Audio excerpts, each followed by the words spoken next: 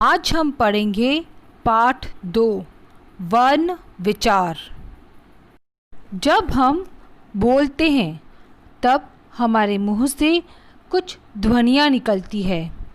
इन ध्वनियों को सुनकर दूसरे व्यक्ति हमारी बात को समझ लेते हैं। इन ध्वनियों का लिखित रूप ही वर्ण कहलाता है और ये वर्ण क्या होते हैं? अक्षर। जैसे गाना, गाना किन वर्णों से मिलकर बना है?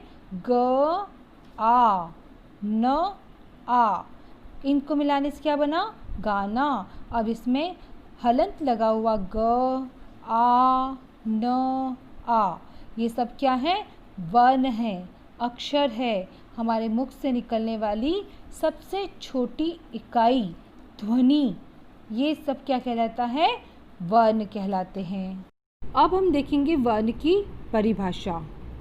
वर्ण भाषा की वह सबसे छोटी इकाई है जिसके टुकड़े नहीं किए जा सकते।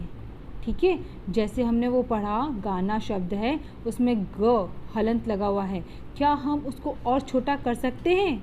नहीं कर सकते ना। यानी कि ग है वह भाषा की सबसे छोटी इकाई हो गया। गाना शब्द का सबसे छोटी इकाई क्या हो गया? ग, जिसमें हलंत लगा हुआ है। अब हम देखेंगे वर्णमाला। वर्णों के क्रमबद्ध व व्यवस्थित समूह को वर्णमाला कहते हैं। वर्णमाला दो शब्दों से मिलकर बना है, वर्ण और माला, जिसका अर्थ है वर्णों की माला। वर्णमाला पूर्णतः उच्चारण स्थान पर आधारित है। किसी भी भाषा को सीखने के लिए हमें वर्णमाला का ज्ञान होना आवश्यक है।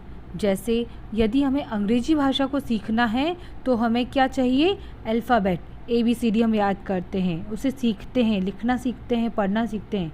वैसे ही हिंदी भाषा को सीखने के लिए हमें वर्णमाला सीखना आवश्यक है। आ इ ई क ख ग घ ङ, ये सब कुछ हमें सीखना होता है। इस आधार पर वर्णों के दो प्रकार होते हैं, स्वर और व्यंजन। तो चलिए सबसे पहले हम स्वरों के बारे में जानते हैं। हिंदी भाषा में स्वरों के भी 3 भेद बताए हैं। उससे पहले हम उसकी परिभाषा देखते हैं।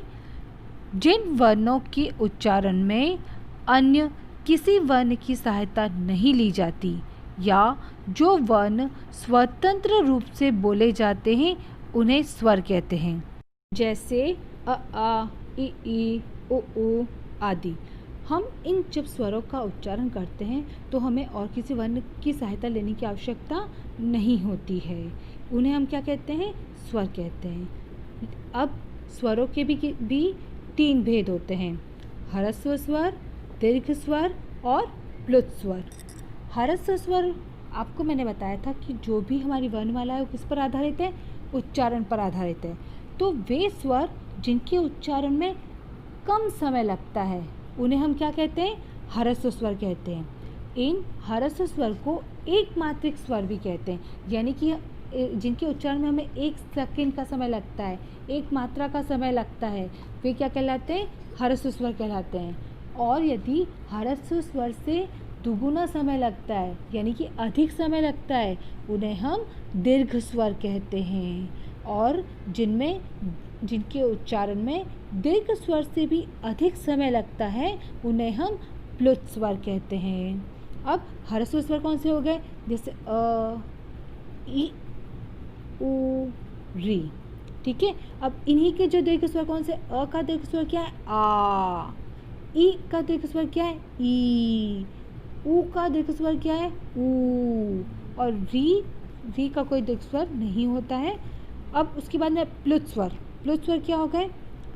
ओम। तो इसमें हमें क्या लग रहा है? दीर्घ स्वर से भी अधिक समय लग रहा है ना, तो ये स्वर क्या कहलाते हैं? प्लुत स्वर कहलाते हैं। ठीक है, आया समझ में? दीर्घ स्वर आपको समझ में गया? अगर अ ह्रस्व स्वर है तो आ दीर्घ स्वर हो गया, और ई ह्रस्व स्वर है तो बड़ी ई क्या हो गया? दीर्घ स्वर हो गया। छोटा ऊ ह्रस्व स्वर है तो बड़ा ऊ क्या हो गया? दीर्घ स्वर हो गया। इसके अतिरिक्त ए, ऐ, ओ, औ ये सब भी क्या कहलाते हैं? दीर्घ स्वर कहलाते हैं। अब हम पढ़ेंगे स्वरों की मात्राएं। जब कोई स्वर व्यंजन के साथ मिलता है तो उसका स्वरूप बदलकर एक चिन्ह के रूप में होता है। कभी भी हम स्वर का प्रयोग किसी व्यंजन के साथ करते हैं तो स्वर को ऐसे का ऐसा नहीं लिखते हैं। जैसे हमने लिखा हिरन, हिरन में छोटी ई की मात्रा लगती है, छोटी ई नहीं लिखते हैं। इस प्रकार ये जो संकेत चिन्ह लगते हैं वो चिन्ह ही मात्राएं कहलाती है। हिंदी में 11 स्वर होते हैं। अ की कोई मात्रा नहीं होती है, इसीलिए मात्राएं केवल कितनी होती है? 10 होती है। चलिए अब हम मात्राओं को समझने का प्रयास करते हैं। सबसे पहले अ स्वर होता है। अ की कोई मात्रा नहीं होती है। किसी भी व्यंजन के साथ जुड़ने पर शब्द है, जैसे मन। आ स्वर जुड़ता है, म के साथ आ स्वर जुड़ने पर बना माँ। ई स्वर जुड़ने पर बना मी, बड़ी ई जुड़ने पर बना मी।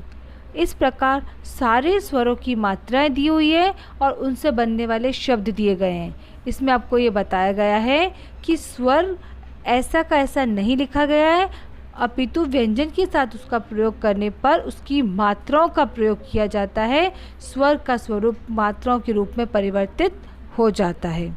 इसके अतिरिक्त इसमें दिया हुआ है कि र और ऊ की मात्रा र के मध्य में लगती है, र के बीच में लगती है, जैसे रुपया, रूप। इसके अतिरिक्त बाकी जो सभी मात्राएं हैं वो किसी व्यंजन के आगे से लगती है, किसी के पीछे से लग रही है या फिर किसी के ऊपर लगती है। छोटी की मात्रा व्यंजन के आगे से लगती है, बड़ी की मात्रा व्यंजन के पीछे से लगती है और बाकी जो मात्राएं ए, ऐ की मात्रा, ए, ऐ, ओ, औ की मात्रा है वो व्यंजन के ऊपर लगती है। इस प्रकार इस चार्ट के द्वारा हम मात्राओं को समझ सकते हैं। इसी के साथ हमारा स्वर का टॉपिक यहीं पर समाप्त होता है।